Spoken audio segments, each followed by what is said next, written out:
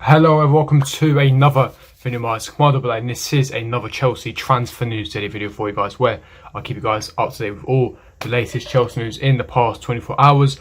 New potential contracts for both N'Golo Kante and Antonio Rudiger. I'll be delving into all the reports in regards to that. I'll be giving my thoughts and opinions. Haaland unlikely to come to Chelsea after he's deemed untouchable by Fabrizio Romano and by Borussia Dortmund. We'll be speaking about Kounde, who is a Chelsea target, a centre-back. We'll be delving into my thoughts, opinions and all the latest reports. And Emerson could be potentially returning back to Inter Milan, back to Italy, where he feels homesick and he would like to go because he's surplus to requirements at Chelsea.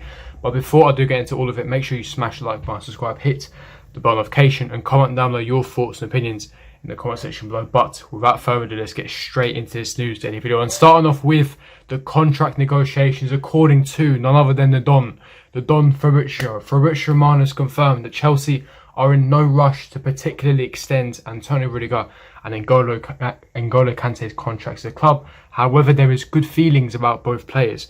Now, this is massive. Kante at the moment is our highest earner, £290,000 a week.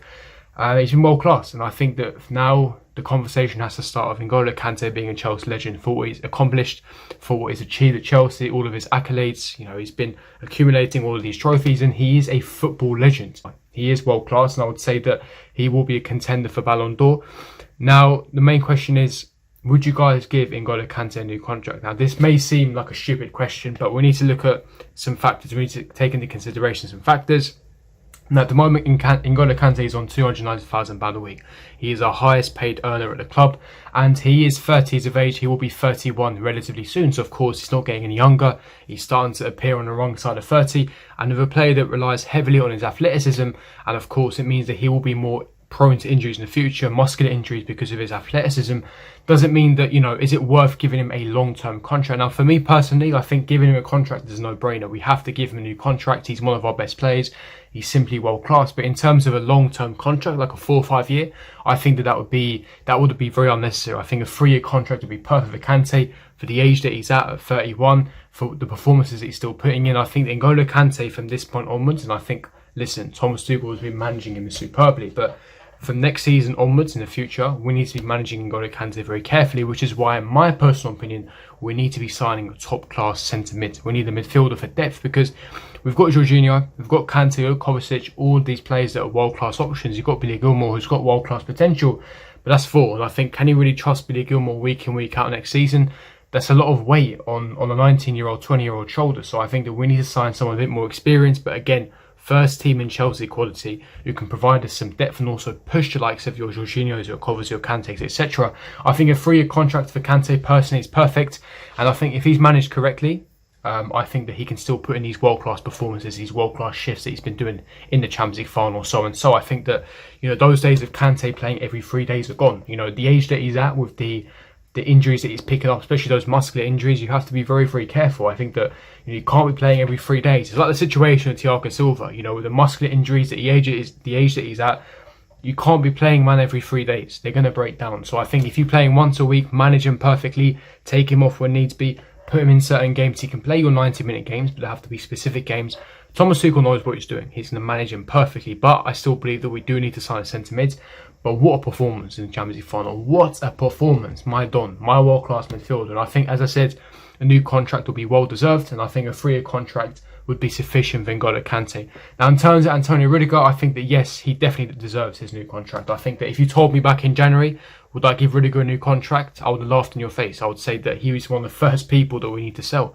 And listen, we've all been proven wrong. We all have to take our fat L. We have to smoke that L pack and move, because, you know, he's proven all of us wrong. The performances that he's put in since Thomas Tuchel's walked through those doors at Cobham has been superb. Nothing short of world class. He's been arguably one of our best centre-backs alongside of Thiago Silva and Christensen, and he is a main part of the reason why we won a Champions League. And I can't believe that I'm saying that. Chelsea are the kings of Europe, and one of the main reasons is because of our defensive structure and our defensive solidity, and that's because of Antonio Rudiger, his leadership qualities, his ball-playing abilities, his strength, his physicality. He's been superb, and I think, yes, you know, he's 29, but he's in the prime of his career. I think that a new contract is perfectly justified, and, you know, he's got a very short contract left at Chelsea, so we need to renew that. I think that yes, for next season he has to be a starter. He's been simply world class these past 4 months, and he's been superb. He hasn't put a single foot wrong. He's been simply world class, and as I said, we've been proven wrong. We have to take our L and we move. Now my question to you guys is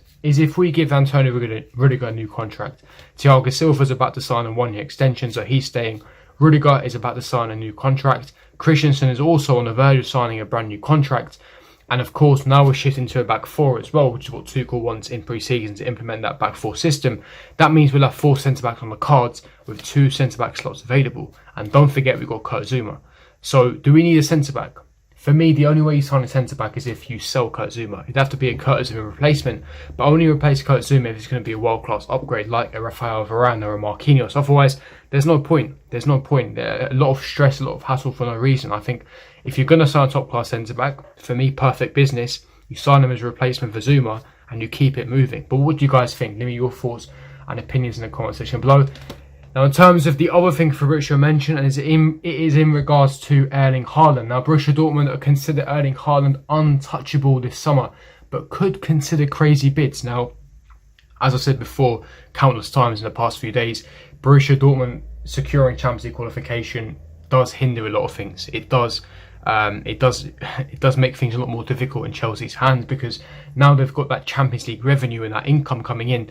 They're not forced to raise that extra revenue from player sales. Yes, we know Borussia Dortmund's model. They develop and bring young talent through. They sign these young talents for a cheap fee from other clubs around Europe. They develop them into a world-class talent for 3-4 years, and they sell them on for a significant fee. That's pretty much their business model. That's how they run efficiently, and that's why Borussia Dortmund have been so successful recently. And that's exactly what they're doing with Erling Haaland, but they're not forced to do it. For me, I don't see Dortmund losing Sancho and Haaland in the same window, and that's Fabrizio's put it perfectly. The only way Haaland's leaving is if they receive a crazy bid. We're talking minimum 150, and listen, 150 for me is worth the price tag for Erling Haaland. The only issue I have with the Erling Haaland thing is he's not proven yet. We've seen this script before. We've seen it with Havertz, we've seen it with Timo Werner. The amount of time it takes to adapt and adjust, especially when they're arriving from the Bundesliga. Bundesliga, you have so much space. Teams play with a high line. They operate in a high line. You have countless amounts of space to exploit. With the pace and power, it's a very weak league in comparison to the Premier League. So I think that there's going to be that adjustment period. If you're spending 150, they have to produce from the get-go. Yeah, Chelsea have got aspirations and ambitions to win that Premier League season. That means any striker we sign, they have to hit the gun. As soon as that first match day at Stamford Bridge, they have to get the gun ready. They have to, because you can't justify spending 150 and they're not producing. And again, it's a risk, because there's no guarantee in football. There's no guarantee. You can sign Messi, even though it's highly likely he will perform. There's still no guarantee. Again, it may take a bit of time for Haaland to adjust. And it's the fact that he's not experienced. He's 20 years of age. Don't forget, this guy's still a very young lad. He's a youngster. So, of course, he's going to have the adaptation period, despite him being a generational talent. Do I personally think 150 is worth it? Of course. He's a generational talent. He's young. He's got so many years ahead of him. He's got at least a decade of world-class seasons ahead of him, scoring 25, 30-plus Prem goals every season. But it's that initial adjustment period that I'm worried about. If we want to start quickly from the get-go to, essentially close the gap with City and hunt City down from day one, for me personally, you need someone that's already proven, that's got the experience, that fits our system. People say Lukaku's in his prime, yes, but he doesn't fit our system necessarily. I think Harry Kane is that perfect player, Premier League proven, in the prime of his career, experience, guaranteed goals, in London already. He fits the profile. He fits the profile in terms of close control, link up, touch, the way Tuchel wants to operate and play and set up and deploy his formations and tactics. Harry Kane is your man, but of course we have that major stumbling block because he plays for Tottenham. So I think Erling Haaland, would I take him at Chelsea? Of course I would. But for the price Dortmund wants, you'd have to really consider it. So we'll have to wait and see what happens with that one. Now, in terms of Emerson, it's looking highly likely Emerson will be leaving to return back to Italy. And it looks like that he'll be returning to Inter Milan. Now, there's been rumours that resurfaced this morning and yesterday, and they're stating, especially from Gianluca Di Marzio, writes for Italia Sky Sports, stating that Inter Milan have already made contact with Emerson Palmieri's entourage over a summer transfer. Now, Emerson's one of those players that I expect to lead this season. I expect a major clear out. Your Emersons, your Alonsos, your Keppers, your Ross Barkleys, all those loan leads as well, your Tammys, your Girouds.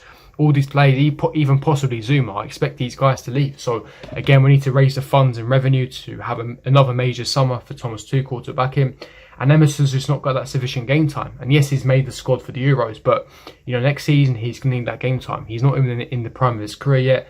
He's third choice in terms of pecking order. I don't think it's justified. I personally think he's better than Alonso. But the truth of the matter of the fact is that Emerson will be. There's a big chance that he will be leaving this summer. And I think good luck to him.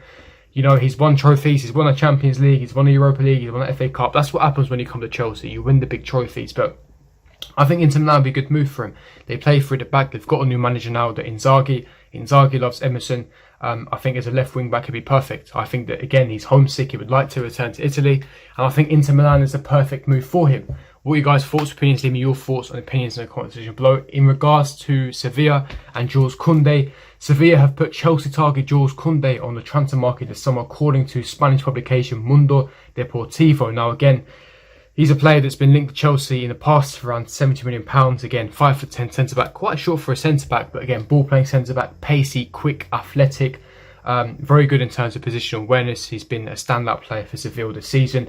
He's been targeted by Manchester United, Real Madrid, etc. And I believe he has got a release clause. Now, Chelsea, of course, are looking for a centre-back. That is a club target. The club would like to sign a centre-back. It is a priority. And if we are switching to a back four, I do see Jules Kounde being a target for Chelsea, of course. I'm sure that he's someone that Thomas Tuchel admires. But let's wait and see, because there haven't been any concrete links to Jules Kounde from Chelsea. We'll just have to wait and see what happens in the next few days, weeks as they accumulate. But I'll give you guys all the updates on that. But before I do go, make sure you smash the like button, subscribe, hit the bell notification, and comment down below your thoughts and opinions on each topic that I did speak about. And I'll see all of you guys for my next video. Peace.